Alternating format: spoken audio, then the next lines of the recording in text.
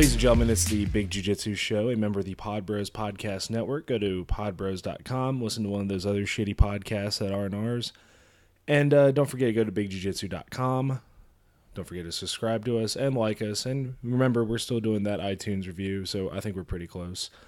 I'm Rob, and today I've got a very special guest. Somebody I've actually wanted on the show for a while now. And if you're from North Carolina and you do jiu-jitsu, you know this man. But I'm going to let him do all the introductions. So today I've got Billy Dowey on the show today. So Billy, thanks for coming on, man. Oh, not a problem, man.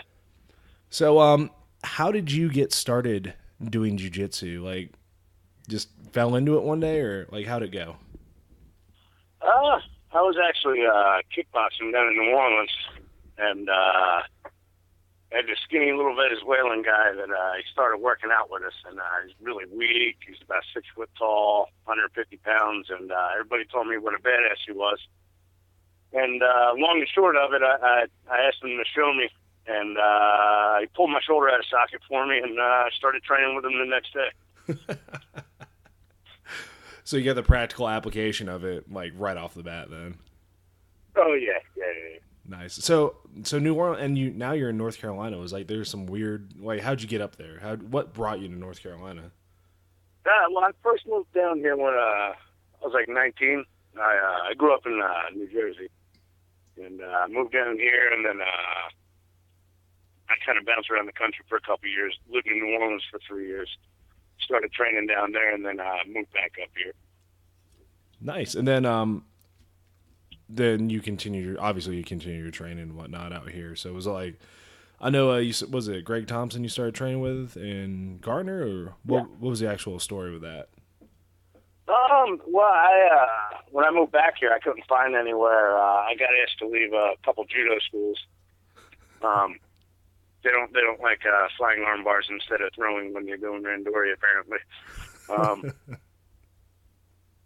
So I was wearing a jiu-jitsu shirt at just a fitness center, and someone came up, started talking to me, and found out about the Team Rock guys out in Hillsborough, and started going out there a couple times a week.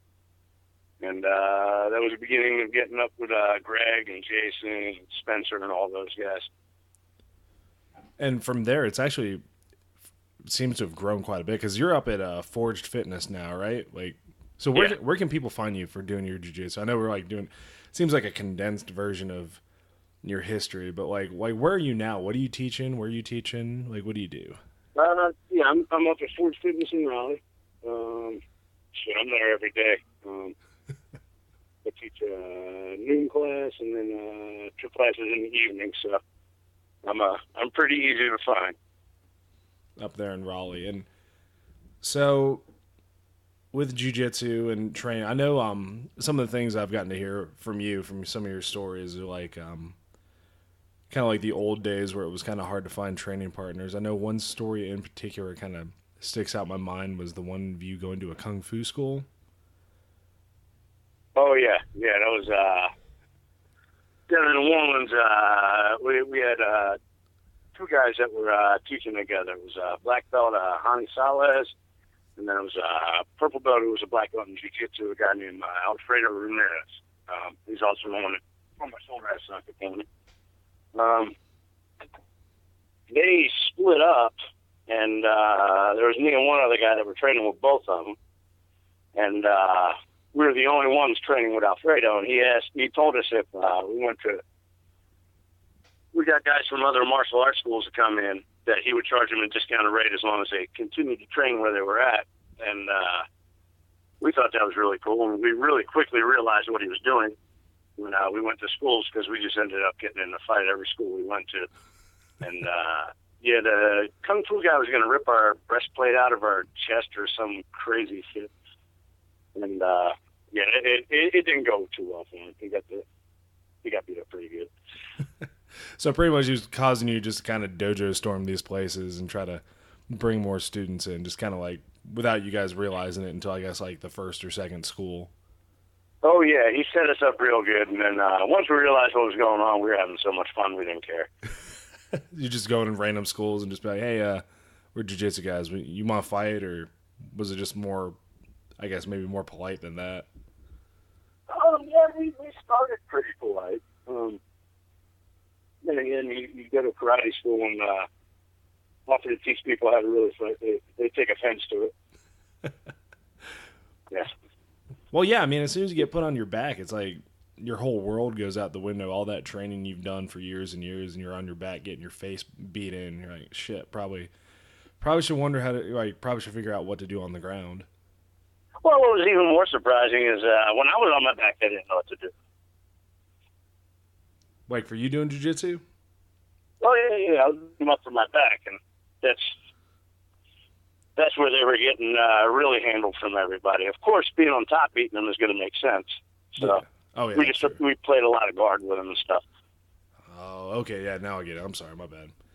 And then also, I see, like, if you guys don't follow the Forge Fitness Facebook page, there seems to be a lot of dodgeball going on there as well. So, how did that? Yeah, tell me all about that. I think that's probably one of the coolest warm ups I've seen for any jiu-jitsu school ever. Well, I'd love to take credit for it. I believe we got it from Marcelo Garcia. Got a guy, Cody Maltese. He just recently opened his gym in out by Durham, I think. But when he was training with us, he went to train at Marcelo's, and Fridays were a very slow class at Marcelo's, is what he was saying. And they started doing dodgeball and became the biggest class. And we already had the dodgeballs for the kids' class and stuff. And now Thursdays, it's pretty big damn class, especially at night for the dodgeball. So. Damn, I need to come experience that. That's fucking cool. So. Oh, it's fun, man. So now there's another Forged Fitness in Cary, is there not? Yeah. Jason Colbert teaches there. I believe his brother Drew teaches there some too. Jason and I got our black belts together. We trained together forever. So just kind of like just expanding the name and expanding the gyms. I mean, it's one of the nicest gyms in North Carolina, in my opinion. Like the way you guys set it up is really, really nice. Yeah, there's a lot of other nice ones popping up now too. So I'd love to be able to hold the flame for having the nicest gym, but I don't think that's a thing anymore. I think everybody's. Gracie Raleigh's really nice. I went to Gracie Humaita out in Winston-Salem. That place was amazing.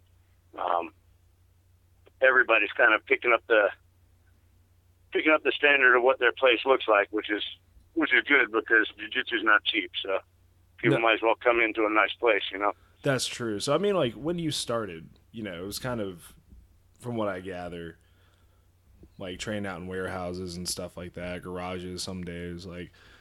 From the progression of schools, like from what you've seen, is it more people are kind of taking on this professional school, like, you know, make your school look like it's your full-time job as opposed to the guy who comes in after work and teaches in, like, you know, the strip mall, what used to be, I don't know. But you know what I'm saying? Like, people actually care about the schools. Like, you know, they'll paint the walls. Like, people, I mean, some of the schools I've seen before, too, like, people who paint the walls, I'm like, man, this school is fucking awesome. But, like, I've been to schools where it's like the mats haven't been mopped in a week or so and the bathroom doesn't work. And I'm like, God damn, dude, that's terrible.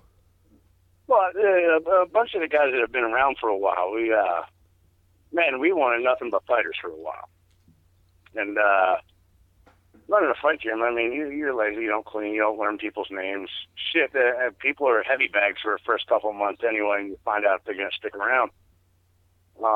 You don't make money doing that. You know, so the process of everybody kind of becoming professional and or even having just a professional appearance in their academies is more, you know, being able to stay competitive with price. And if someone's charging X amount of dollars, you're charging X amount of dollars, and your place smells like a toilet and theirs is all nice and freshly painted and cleaned every day, you got to be able to compete. You're going to have the hardcore crew that's going to go with whoever the best instructor is, but you're going to also have the people that are like, they want to shower and things like that. And pretty much what we've done at Forrest is just try to remove all the excuses on why people won't train. Does that make sense? No, it does. I mean, because people say, well, I don't like it because it's dirty. Well, if it's not dirty, that's not an excuse. You take away all the all the no's pretty much, I guess, and give Yeah, them no well, I other mean, excuse. well, if there's a shower, I'd be able to do it so I can go to work. Well, we got that. You know what I mean? So the more of the excuses you get rid of, the easier it's going to be to get people to come through the door. Generally, if they come through the door, they want to be there. From that point on, it's, you know, you can look at it as a sales tactic. I just like being able to remove the excuses. You want to do this? There's no reason you can't. You know what I mean? No, I know what you mean, because it's no matter how strong somebody is, they're always, if they have some sort of excuse they can use, sometimes they'll use it, right? But for like you're saying, you know, oh, I'd love to train jiu-jitsu. Like, this is my favorite one. Like, I'd love to train jiu-jitsu, but I need to get in shape first. Yeah. Like, that's kind of what we're doing here anyways, right? Or, Yeah. you know, Yeah. or like you said, you know, oh, I'd love to train, except, you know, I can't go to work right after. I have to go home and shower. Well, if we got a shower here, or we have all the gear you need here, or anything like that really helps.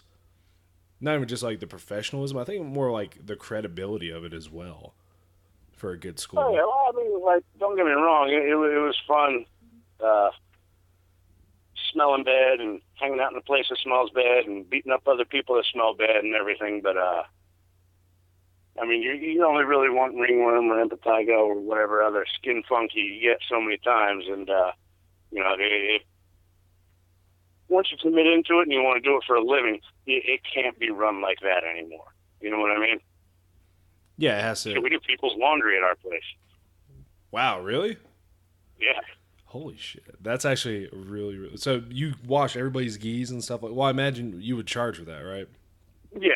So it's an additional thing on the membership. I don't even know what it costs. I think it's like $20 a month or something like that. But yeah, you get done, you throw your gi in the hamper, and you come back, and there's a towel and a clean gi waiting on you.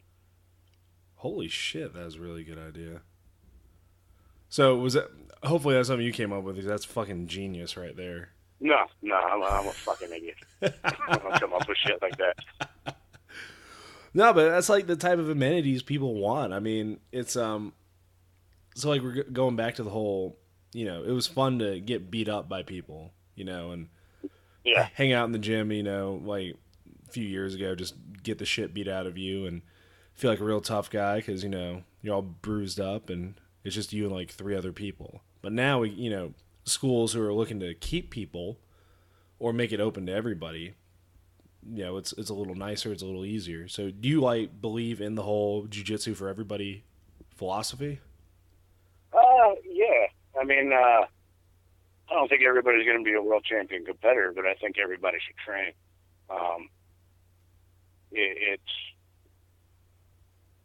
I actually I taught military for years, and that was really rewarding because you're teaching a tool for their trade. Does that make sense? It does. Where a lot of people just, you know, they do it for fun and everything like that. And it means a lot being able to have that kind of impact on someone's life. But knowing you're giving something that can really save somebody, and then especially with some of the guys we train, they deployed a lot, and you get constant feedback on techniques and everything. So it was a lot of fun to develop. But after that, it's rather train people like that or civilians, not so much the athletes and everything. Not that I don't have fun, but I'm getting older and more beat up, and my ego can't take not rolling. So I get all the badasses on the mat. I think I need a wheelchair for the week. But not everybody has to compete. You know what I mean? Like you're not going to get a dad and his kid to come in, and maybe his kid competes, but I mean, the dad's got a job, and then, you know, he's got to make money for the family. A broken leg can take him out of the workplace and stuff like that. So the idea that jiu-jitsu is just for like the tough guys and everything, I find it ridiculous, especially since it's coming from more the sport guys, like the just jiu-jitsu competition guys that have that attitude where, I mean, you're not even punching people, man. Come on. Why couldn't everybody do this? I'd say MMA wouldn't be for everybody. Yeah, but the grappling portion easily for everybody. I mean, Yeah. no, I mean, you tap, it's over. Yeah, I mean, I agree with you completely on that, mainly because I do kind of find it funny, the whole the sport versus traditional jiu-jitsu thing, but like it almost seems just some people, like you said, have this attitude about them that like, nah, this is sport jiu-jitsu, this is too tough for you. Like we need to be hardcore guys about it, but at the end of the day, if you can't stop somebody from punching you in the face, then your jiu-jitsu's not doing anything. Yeah, I mean, that's important too. And shit, there's nothing wrong with competing. It's fun as hell. Yeah. If I wasn't broken, I'd probably still do it, but it's everybody wants to split them into two different things, and I don't. I think people just enjoy training one thing over the other. Does that make sense? No, it does. It really does. I mean, I think there's room for both because I teach on a military base in Germany, and you got to give them the real, like, hey, this is how you defend somebody punching you in the face. But then also a lot of my guys like to compete, so you got to be able to hit both of it for them. Oh yeah. But at the same time, it'd be a shame to be a world champion and get your ass whooped. That would be that'd be kind of embarrassing. Yeah, I took out the Brazilian Jiu-Jitsu world champion by punching him right in the face. Like, it's not good. So, with that on top of it, any plans for the future? I know you say you don't compete, but any more plans for the future? You looking at expanding or anything crazy going on at Forged that you want to share with our listeners? No, we've got a bunch of guys that are getting really good. That's about it. As far as the planning, man, I kind of forced cut my way through everything. We have people in place to make the smart guy decisions, and then I sit on the mat and do the grunt work all day. Nice. That's the way to do it. So yeah, you get me thinking it's going to be fucked up. All right, Billy. Well, we have started doing trivia with all of our guests, and it seems now something I do need to put out is that there was a correction for the last trivia we had. Gherkin. Brian Crandall sent it to me and said Gherkin is actually like slang for penis, so we gave him half a point, right? Gherkin? I think Gherkin's isn't that like a toupee for your balls? No, that's a merkin. Oh, okay. Close enough. I'll take it. But, yeah, no, Brian messaged me. He's like, I need that fixed. Oh, yeah. Let me give some props to Brian Crandall on the Geese for GIs thing. Yeah, he's killing it. That guy's on to something, man. Absolutely. He's killing it, man, and he's doing an awesome job. And I know there are a lot of thankful military people out there for that. Yeah. All right. I found out what he was doing. I just wanted to help out some stuff. Okay. So the way it goes, Billy, is we got 10 questions, 5 MMA, 5 general knowledge. And I let you pick which ones you want to go first. So you can do the general knowledge or you can do the MMA. You take your pick. I don't care. I kind of think I'm going to fail across the board, so you pick. Okay. We're going to go with general knowledge first then, right? All right. This is arts and literature, who wrote the 1903 novel Call of the Wild?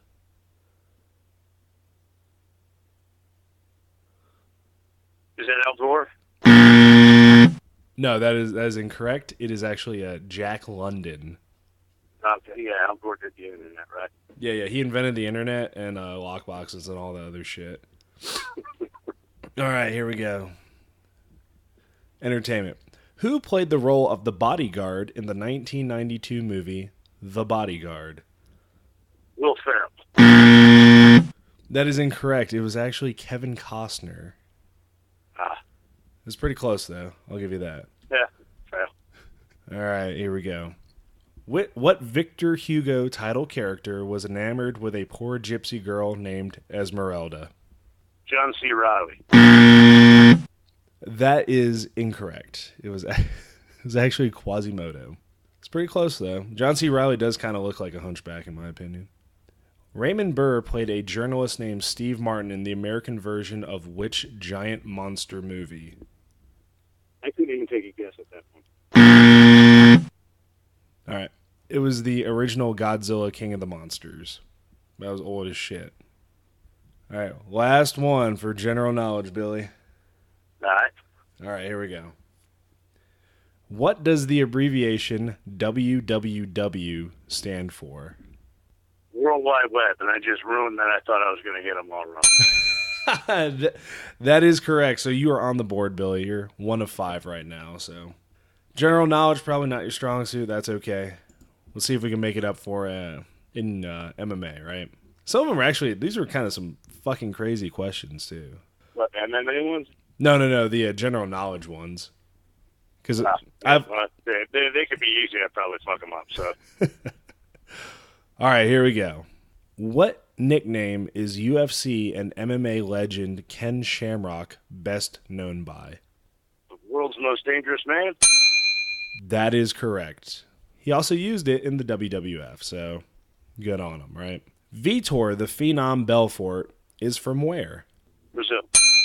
That is correct. He is from Brazil. I mean, that was kind of an easy one. I know there's got to be a hard one in here. Somewhere. Here we go. Who was the Ultimate Fighter Season 2 welterweight winner? I don't know. It was Joe Stevenson. So Joe, I forgot he was even on the show. Yeah, like it seems like forever ago that these were on. Yeah. What was that? It was like 2005, 2006. These all started. I think so. I think I watched the first season. That was about it. Yeah, I remember. Oh man, because what was it? Yeah, it was like 2005. They had season 4 or something like that. Who was the winner of the first UFC tournament in 1993, defeating 3 people in one night? Royce. What was that? Royce. Royce Garcia. Royce Garcia. I'm sorry, that is incorrect. It is actually Royce Gracie. So yeah, that's his brother, right? That was his brother. Yeah. I think that's who. Where were they from? I don't remember. I don't know. Guatemala, some shit. Yeah, it was somewhere in there. We actually had Mary Holmes on the show. She was so mad. She confessed it to us right after Royce gave her a brown belt, too. And then she thought we weren't going to call her out on it in front of Royce. Oh, she thought you were not going to call her? Oh, my God. Yeah. I don't know where that entered their head. I was like, you probably don't want to tell them that until after, like, the seminar. Like, tell those guys, like, yeah, I kind of messed up that question. Oh, it was after the seminar, but it was still good. All right, here we go. Last one. Brock Lesnar faced Frank Mir in his UFC debut and lost. What submission did Frank Mir use to defeat him? Was that a total? That is incorrect. It is a knee bar. I think he tried it and then he switched straight to a knee bar, but that also was probably one of the better things I've seen. Like the build up to Brock Lesnar showing up in the UFC and then getting submitted. That was pretty Is he really fighting again? It looks like it. He's fighting Mark Hunt. Oh, God. Yeah. I hope he gets butt dropped. Oh, me too. I was just... Human Cannonball is definitely underutilized in MMA. Seriously. I mean, he isn't stomping on his head or, kicking him while he's on the ground. He's jumping over him and butt splashing him pretty much. Beautiful. It's a great, great thing. All right, Billy, you are going on the Wall of Champions. Pulled it out with a few. I'll have to tally them up because I got hit in the head a lot and I don't remember my numbers very well. But before we head out, is there anything you want to leave the listeners? No. No, that would require forethought, and I'm not good at that, so. All right, then. So, Billy Dowey from Forge Fitness. Amazing guy, fun guy. If you ever are in Raleigh, you need to go train with him. It's an experience in more ways than one. Like a really awesome experience. But, Billy, really do appreciate you taking your time out today. I know it's Sunday and it's the weekend to come on the show and talk with me just for a little bit and then do some trivia. Cool. Well, thank you, Mr. Rob. Anytime, sir, and we'll catch you next time. So, ladies and gentlemen, this has been the Big Jiu-Jitsu Show, a member of the Pod Bros Podcast Network. Go to podbros.com, find one of those other shitty podcasts that you don't listen to. I don't know, just pretend to listen to it. And don't forget to go to bigjujitsu.com, buy a t-shirt, buy a patch. And don't forget to like us and subscribe to us on iTunes and leave us a review. I'm Rob, and we will catch you all next time.